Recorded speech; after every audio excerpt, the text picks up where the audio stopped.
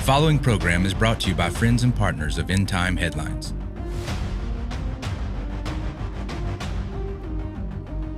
It's Thursday, June 27, 2024. This is End Time Headlines, news and headlines from a prophetic perspective. We want to welcome all of our viewers and listeners, wherever you're watching or wherever you're listening from. Welcome to tonight's program. Listen, do me a favor, as always, please hit that like button, hit that share button, hit that bell notification so that you can keep by hitting that like button, that share button, and that bell notification, or sharing the podcast, whatever the case may be. We got a lot to cover tonight. It looks like a lot of things are lining up for what many historians, experts, political figures, military figures, and all are saying is the very brink of World War III. We're going to cover some stuff tonight. We've got breaking news. We've got a lot of stuff developing.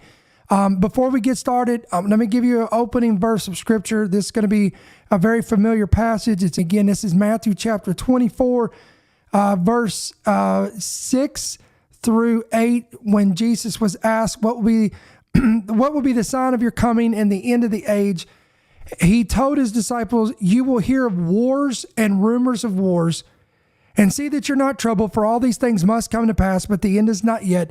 For nation will rise against nation and kingdom against kingdom, and there shall be famines, pestilences, and earthquakes in various places. And all of these are the beginning of sorrows. And guys, I'm going to tell you, it's almost like we've covered every one of these things. Only thing we've not covered this week alone is earthquakes. So today we've talked about famines. We've talked about wars, rumors of wars, nation against nation, kingdom against kingdom. And today we're going to cover the former part of this, which is the nation against nation, and then, or rather, it'd be kingdom against kingdom if you want to be technical here. And then I'm going to show you the aspect of pestilences. And as I said at the beginning or the introduction of this program tonight, it seems like things are lining up for what many are saying is World War III. We've got these coalitions that are coming together. We're going to cover that tonight. We talked a little bit about this at the beginning of this week, and we're going to kind of retouch on that tonight because we've got some new information coming out that we want to share with you tonight. And then you've got historians, top historians are claiming that we are now too late, and we've crossed that Rubicon, and we're too late to prevent World War III amid global tensions. In fact, one of Britain's most renowned military historians, Richard Overy, has come out recently and warned that it's too late. We have gone too far, and it's too late to stop World War III. The historian claims that Russia's invasion of Ukraine provoked conflict with Western countries unseen since the Cold War era, and now it's inevitable, and it seems that it's only going to get worse. Russian President Vladimir Putin continues to hint at deploying nuclear arms, and NATO leaders are discussing the potential development of soldiers in Ukraine. Meanwhile, China is continuing with persistent threats of military operations against Taiwan, while Israel continues to clash with Hamas in the Middle East and could eventually incite a full-blown confrontation with Iran. And again, we're going to cover a lot of this in detail, so I want you to stick with us as we go over this. According to the Telegraph, historian Richard Overy writes about the high risk of worldwide military strife due to the escalating global tensions. He suggests that the aggression is bound to occur thanks to the leaders dominating Russia, China, and other powerhouses. Again, this is these coalitions that are forming, by the way. All of this is a clear sign that warfare still has a place in our future. He goes on to say that, and a lot of this lies in the power lust exhibited by both past and contemporary global leaders. The historian points out that history tells us that these individuals ruling these nations drove themselves to become great conquerors. These are individuals whose raw ambition mobilized support from their people for unlimited conquest, such as Alexander the Great, Napoleon. He even names Hitler. This is hubristic power based on arrogant self-belief, and it usually evaporates with the death or defeat of that particular leader. But as long as they continue to lead and there are people willing to follow, war is unlimited and destructive on a vast scale. This is the most dangerous and unpredictable explanation for the persistence of warfare, and it covers the whole historical record. It is one of the surest indications that war still has a future as well as a long past. What this historian is pointing out and highlighting here, along with other historians that are echoing the same warning, is that everything is lining up just like history did, in which it proceeded with a global war. Here's another headline. I want to show you this. This is from NBC News. Putin is revising Russia's nuclear doctrine due to, quote, current realities. The change could reduce the decision-making time required to use nuclear weapons. The report indicates that Russia, who is considered to be the largest nuclear power, has began updating its nuclear doctrine. According to the Kremlin, citing an earlier statement by President Vladimir Putin himself, quote, President Putin has said that work is underway to bring the doctrine into line with current realities. A senior member of the Russian parliament stated recently that Moscow could reduce the decision-making time stipulated in official policy for the use of nuclear weapons if it believes that threats are increasing. Now, I want to say that again because this is all going to come into play with this program tonight. According to the Russian parliament, Putin has saw fit that this nuclear doctrine needs to be updated in order to, and I quote, to be brought to current realities. And again, this report indicates that it would reduce the decision-making time stipulated in official policy for the nuclear weapons usage if Russia believes that threats are increasing. Now, I want you to think about this for a second. Putin has already threatened the U.S., and we're going to show you reports on that in just a second. He's threatened South Korea. He's threatened Britain. He is threatening NATO. He's threatened Ukraine, and he's carried out attacks against Ukraine. So this is no longer, we're moving from threats to promises at this point.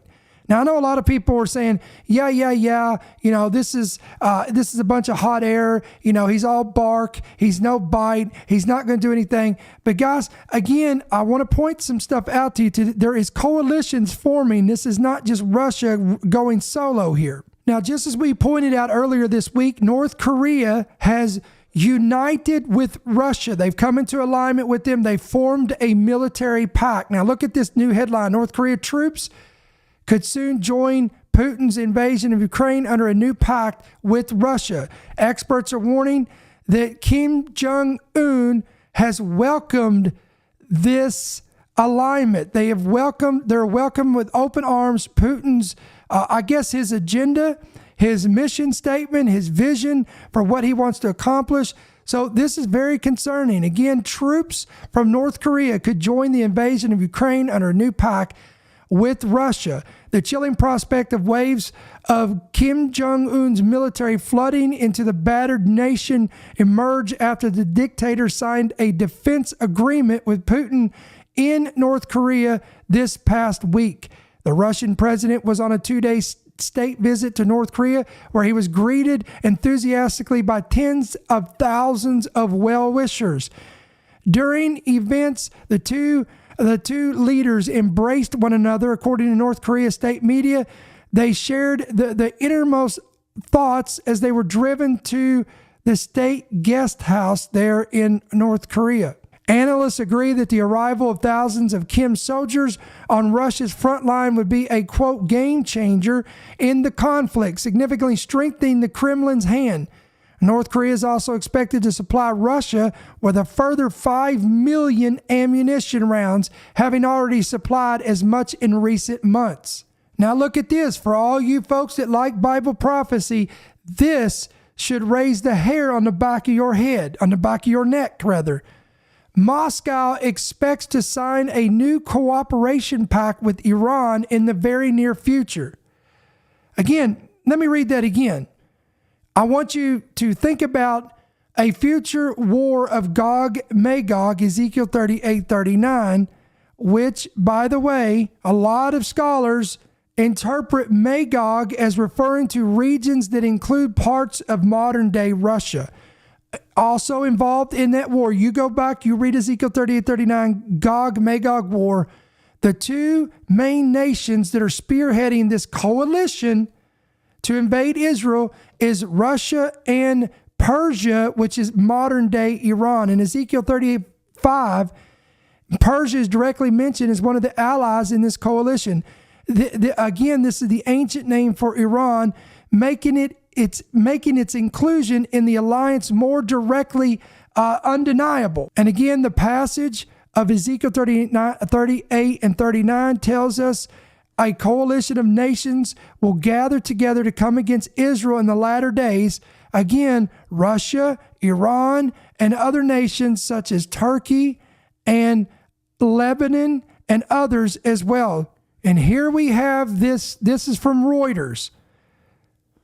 Russia expects to sign a new agreement on a comprehensive cooperation with Iran, biblical Persia in the very near future. So it's amazing to me, guys, when we do these segments, and we talk about these things and we go over these headlines, one of the arguments we always get is, this has happened for thousands of years. We've always had wars. We've always had conflicts. We've always had earthquakes. We've always had pestilences. We've always had famines, and we've always had that. But again, this displays ignorance of the Bible, because let me go back to Matthew 24. I'm going to show you something. Again, I don't know why this is always overlooked, but it is. One of the keys here, there's two keys in the Gospel of Matthew. One of these I'm highlighting here in this passage from Matthew 24, verses 4 through 8. And it's specifically verse 8. God, the Lord Jesus Christ says, all these what? Again, wars, rumors of wars, nation against nation, kingdom against kingdom, famines, pestilence, earthquakes, all these things. He said all these are the beginning of sorrows. These are just the beginning. They're going to increase in magnitude. They're going to increase in intensity. That's one clue here. The other one, guys, is the fact that you read on and Jesus refers to Israel as the fig tree. And he says, behold the fig tree. When it begins to blossom, you'll know that summer is near. Now, what does that mean? It means when all of the prophecies that has been foretold by the Old Testament prophets concerning the nation of Israel, they'd be reborn as a nation. The capital of Jerusalem be reinstated to Israel.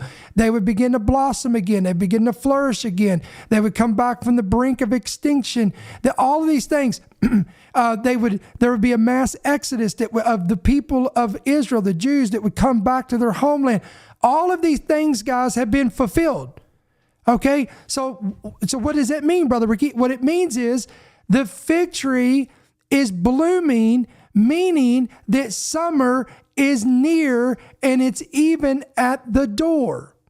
That's why we always tell you, Luke 21:28, when you begin to see all these things coming to pass, look up and lift up your heads. Why? Because your redemption is drawing near. So again, for someone to get on here and say, well, this has always happened, this is nothing new, all of this stuff, it's just ignorance of the Bible. So we see here where Putin in Russia is aligning with North Korea, they're aligning with China, they're aligning with Syria, they're aligning with these nations, Iran, they're lining up with these nations, and this is all stepping stones to get us to the main attraction, to get us to the main event. So this is exciting. I know people are saying, well, how's this exciting? Again, it's only exciting to those who know their Bible. They know prophecy. Listen, if you're on the wrong side of the tracks and you're not right with God and you're not serving God, then of course this is going to seem like something that is not intriguing to you. It's not exciting to you, because Paul said this is the blessed hope that we have, that we know, come on, that our Lord and Savior is coming. And he gave us signs. When they asked him, Lord, what would be the sign of your coming in the end of the age? He didn't blow them off. He didn't write them them off and say, you don't need to know this. Don't talk about this.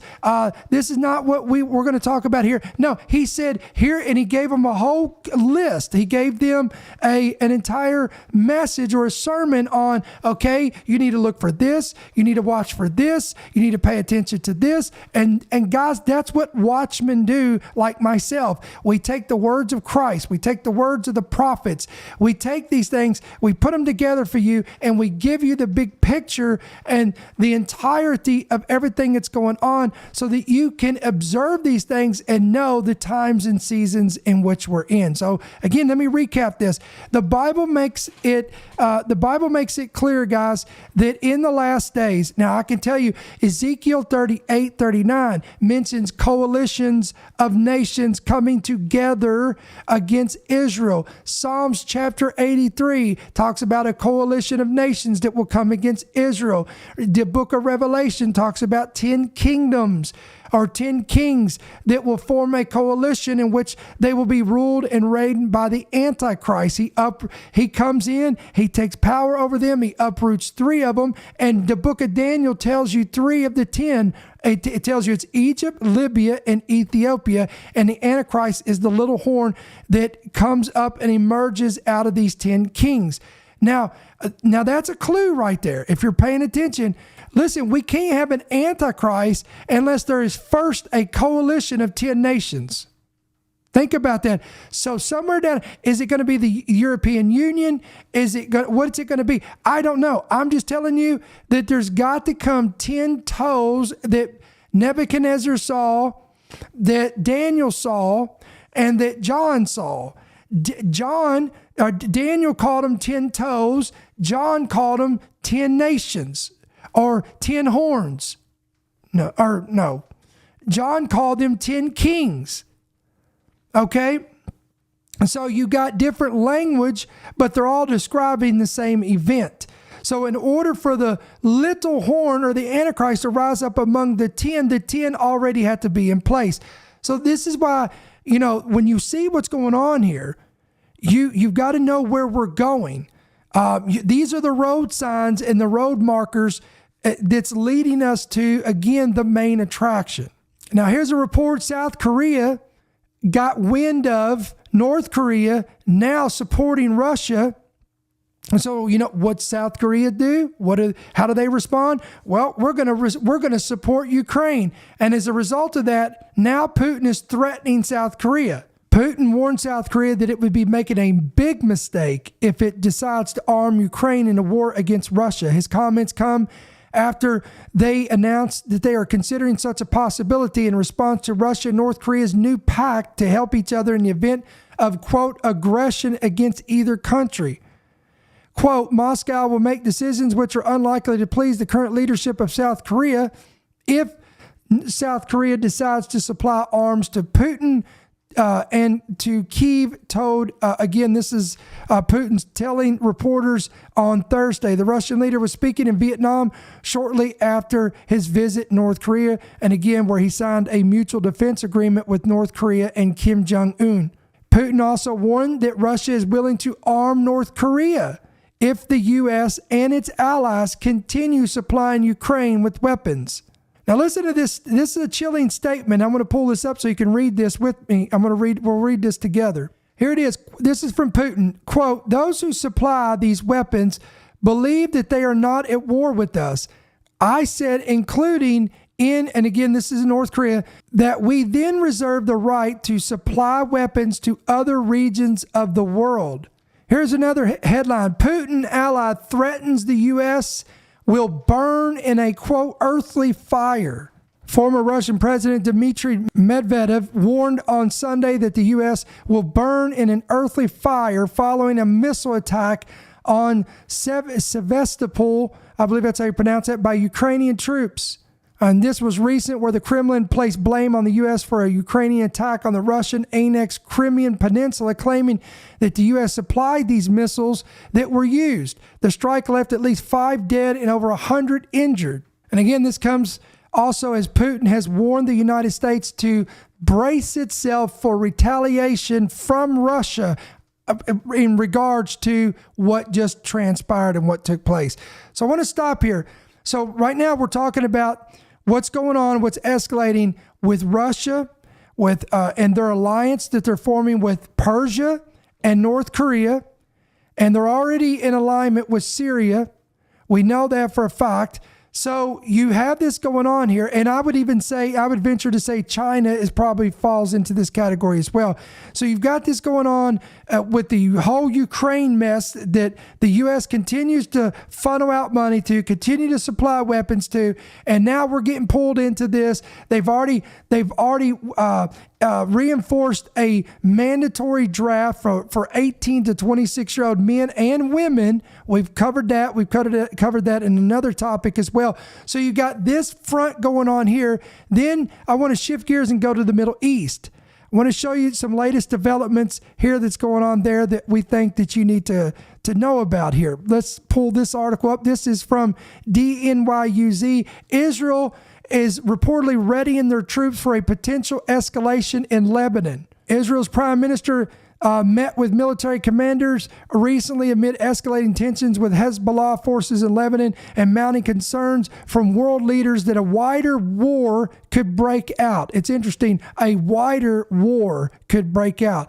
Benjamin Netanyahu posted a video on social media during his visit of him stating that Israeli forces were, quote, determined and committed to the mission of achieving victory and no less. Now, of course, the UN is so greatly concerned about this that, listen to this, quote, the UN warns of a catastrophic threat to region if Israel and Hezbollah fighting continues to escalate. The UN on Tuesday expressed serious concerns about the risk of an escalation in the fight between Israel and Hezbollah, warning that not only would it cause even more suffering and devastation to the people of Lebanon and Israel, but also, quote, more potentially catastrophic consequences for the region.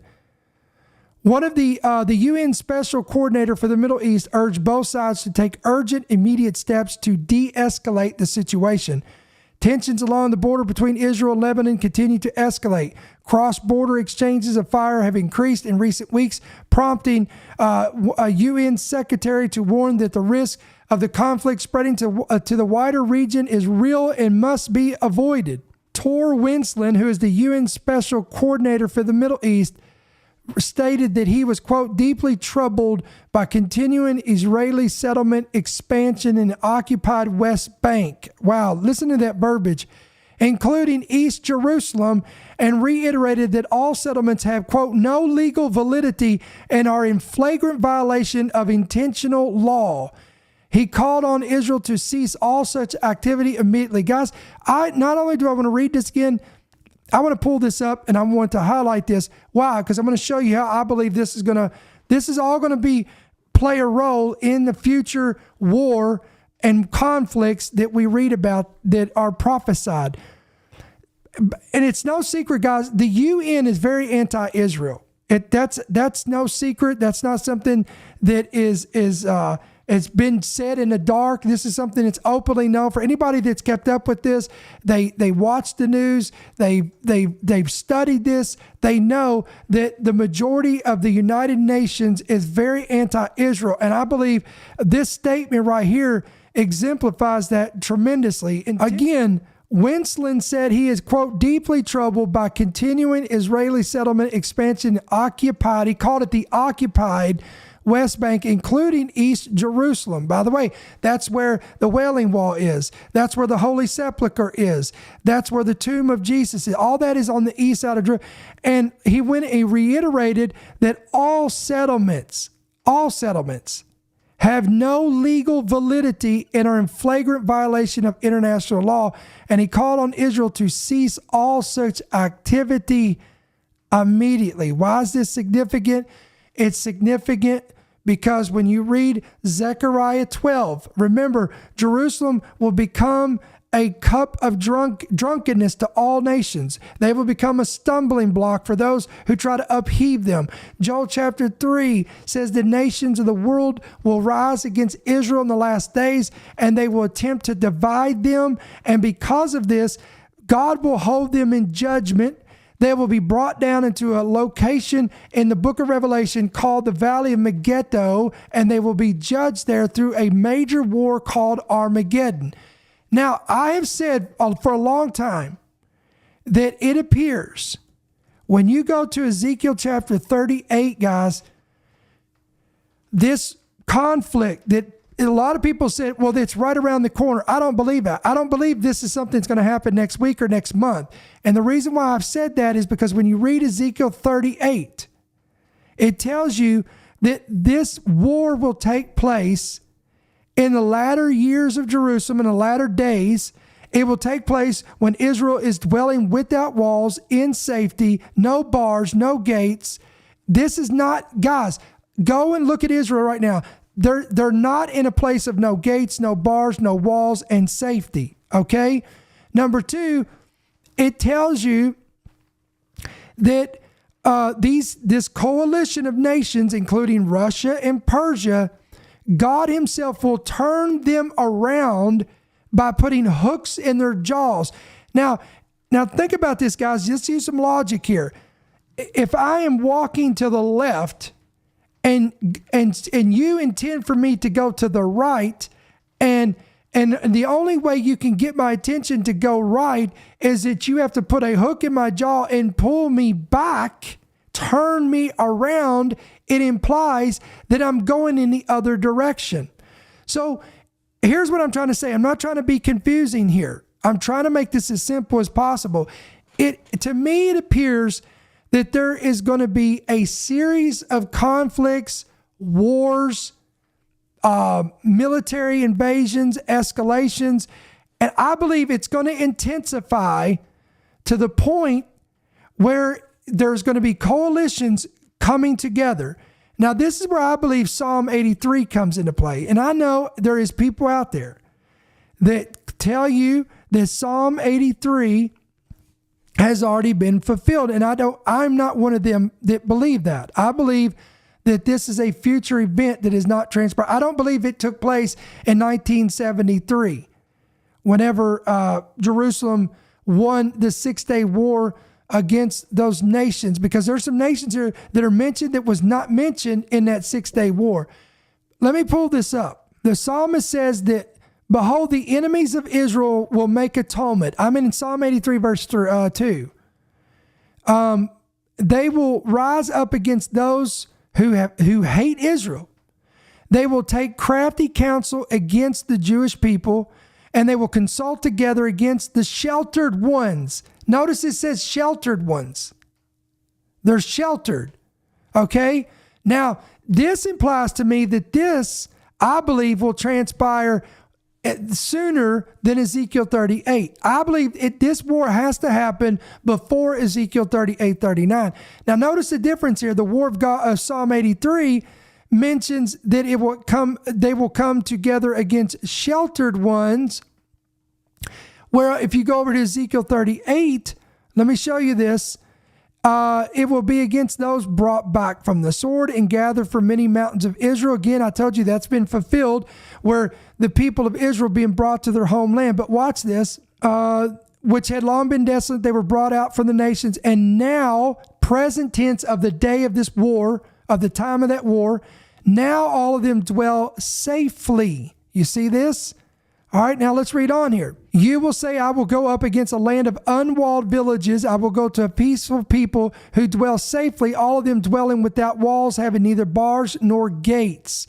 Okay, so y'all see the difference here? Psalm 83, a coalition of nations come against Israel, and the Bible refers to them as sheltered ones. And then you go to Ezekiel 38, war of Gog, Magog war, and it's talking about those dwelling in safety without walls, neither bars nor gates. So again, it's my opinion that Psalm 83 has to transpire before Ezekiel 38, 39. Now look at the agenda in verse 4, Psalm 83, 4. They have said, come and let us cut them off from being a nation, that the name of Israel may be remembered no more. They've consulted together with one consent. They form a confederacy against you. And it names these nations. Okay, Syria is mentioned, and I'm going to go through all these, but one of these is Syria. Now, what's interesting about Syria is mentioned in the Psalm 83 war, but Syria is absent from the Gog-Magog war. So the only thing I could think of that fits, that fills in the blank there is the fulfillment of Isaiah 17, which is where Damascus becomes a ruinous heap. So watch this. Here's what I'm trying to say here. If you're still following me, there's going to be wars, conflicts. There's going to be all these things break out. It's going to get so bad that these nations will get pulled into it. I believe Syria is the Damascus will be destroyed, and the United Nations, are you listening? I'm still right on track, guys. The United Nations will demand some type of treaty. They will demand a peace treaty. They will demand ceasefires. They will demand all of these things, and they will force Israel's hand. They will force them, watch this, to give up the gates, to lower their defenses, to lower their bars. Now, how that's going to happen, we can speculate. There will be a series of conflicts that will get so bad that it'll be forced on them. There will be a false sense of peace and security and peace and safety. Remember that. That's in 1 Thessalonians. Okay, then you go to Daniel 9:27. The Antichrist comes along and he confirms a covenant of 7 years with many. Now, these are many nations with the nation of Israel. So I know that's a lot to take in, guys. But I had to cover this today. You know why? Because again, this is everything you're seeing right here.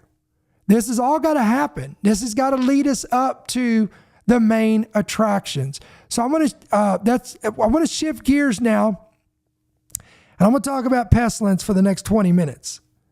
Okay, because these are ramping up as well. I mean, in case you've not paid attention to the news lately, the pestilences are ramping up again. Global health authorities are pressing the panic button as a strain of Mpox that 10 times deadlier begins spreading rapidly. What in the world is this about? According to a recent report, a deadly new strain of Monkey Pox that is killing children and causing miscarriages is causing a tremendous amount of fear among global health authorities. Here we go. We're being told that this strain is 10 times deadlier than the one that inflicted people in more than 100 different countries 2 years ago, back in 2022. This new strand is also spreading much easier. The World Health Organization is sounding the alarm about what could actually occur if there is a full-blown global outbreak of this new strain. And some experts are so concerned because it may already be too late to prevent this from happening. How about that? Boy, isn't the timing of this impeccable? The dramatic surges of cases that we are currently witnessing in the Democratic Republic of Congo has officials at the World Health Organization extremely concerned. Quote, the spread of Mpox in Africa needs to be addressed urgently, according to the WHO recently, as scientists warned separately of a dangerous strain in the Democratic Republic of Congo. Now, the report says that out of 384 people that the Monkey Pox has killed in the Democratic Republic of Congo so far this year, over 60% of them have been children. That's terrifying. There remain many important unknowns. I'm going to say that again. There remains many important unknowns about the new strain. Now, this is from Yahoo News. This is not from some dude's blog in his basement somewhere. Now, I'm going to read this to you. Again, I'm relaying the information to you. You do what you want with it. Don't shoot the messenger, okay? Quote, these significant differences from previous Mpox strains are, quote, here it is, incredibly worrying. Now, who is saying this? These are people from the World Health Organization. You need to be paying attention to this. Why? Because did we learn anything in 2019, 2020? That's all I'm going to say. The extreme cases turning up at hospitals are likely the, quote, tip of the iceberg. I mean, they're telling us right out, guys, that the worst is yet to come because many patients likely have less severe symptoms. Now, look at this statement right here is chilling. there remain many important unknowns about the new strain, laying caution, comparing this current stage of investigation of this new strain of Mpox to the early days of the want virus. I mean, hello, they're flat out telling you some stuff that we need to be paying attention to. While the new strain has not been officially reported outside of the DR Congo, it may have already spread to neighboring nations. There is definitely the opportunity for this to get on an airplane, Lang said, calling on the world to act quickly to contain the outbreak. Well, how are we going to contain this outbreak? Oh, we could speculate, couldn't we? Isn't it interesting that we are, July, August, September, October? We're 5 months from a major U.S. election, and we're hearing this stuff. That's all I'm going to say about that. Meanwhile, in Europe, alarm bells are sounding over what's called vole fever, VOLE, vole fever. Look at this headline. I did not make this up, guys. This is from the U.S. Sun. This vole fever can trigger Ebola-like bleeding virus, and it is spreading in parts of Europe. Now look, this is what's called a potentially lethal virus that has the ability to jump from rodents to humans and could trigger Ebola-like bleeding, and it is currently, quote, spreading across Northern Europe. Researchers have discovered that rodents in Sweden are carrying a pathogen that can jump to humans and turn into hemorrhagic fever. I believe that's how you pronounce that. Cases of the illness are being spotted hundreds of miles from where health officials typically see this virus, causing, here it is, concern among scientists. Anybody catching the drift here? The common denominator: concern, worry, fear. They want us to be in concern, worry, and fear. Oh, I come by today, they tell you that God has not given us the spirit of fear, but of power, love, and a sound mind. Be as wise as serpents and gentle as doves. Be not ignorant of Satan's devices. My friends, you got to know we're in a particular season. We're in election season. Shame on us. Listen, you fool us once, shame on us. Fool us again, shame on you. But again, are we going to be fooled again? Are people going to get fooled again? Please don't answer that question. I may be disappointed. This vole fever is considered to be a rare illness that has the potential to cause this type of fever that you would generally see in Ebola cases. These fevers are a group of diseases caused by different viruses that can be severe and life-threatening, including yellow fever, the Ebola virus, and Crimean Congo hemorrhagic fever. Doctors were, quote, baffled to spot a case of vole fever so far south in the country, more than 500 kilometers south from where the disease had previously been spotted. Another case was spotted in 2020 in Sweden. Here's another article. This is from Texas. Texas man catches anthrax after eating contaminated lamb meat in a case that, here it is, shocks doctors. A man in Texas was hospitalized with anthrax in what they're called an unusual case after butchering a dead lamb and cooking its meat. The individual, who was in his 50s, said the animal had been healthy on his ranch but died suddenly, prompting him to prepare the meat and eat it with 2 other people. A week later, however, he was admitted to the hospital suffering from blistering, swelling, and rotting black skin on his right arm. Tests confirmed he was infected with anthrax, which is a rare bacterial infection that kills up to 1 in 2 people it infects. And here's a picture, guys, of what that looks like on an individual. The other 2 individuals who ate the meat did not become unwell, however, likely because the heat from cooking the meat had killed the bacteria. The CDC warns of increased dengue fever risk in the United States. Again, it's one thing after another, isn't it? The Centers for Disease Control and Prevention warned clinicians, health authorities, and the public Tuesday about an increased risk for dengue virus infections in the U.S. because of the record-breaking global incidence of the mosquito-borne viral disease. In the first 6 months of 2024, countries in America have reported more than 9.7 million dingy cases, twice as many as in all of 2023. So we've got all. So let's do a recap on this. You've got bird flu that's continuing to expand. It's not going away.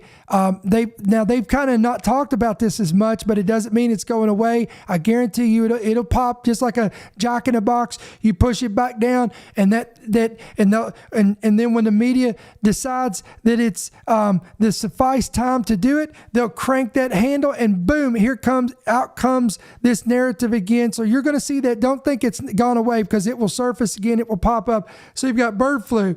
You've got this new form of Mpox that's exploding, that the World Health Organization is freaking out, losing their minds over. The CDC's worried about it. They're warning about dengue fever. They're worried about tick-borne viruses. They're worrying about an Ebola-like virus that's popping up in the EU. People are eating things, are getting anthrax. What is going on? Again, Matthew 24, Jesus said there will be pestilences in various places. So what I'm saying here, and what I'm trying to rely to you, and what I'm trying to relate to you, is that all of these things are signs and indications that the birth pangs of the Messiah are intensifying, they're increasing, and we're getting closer and closer to the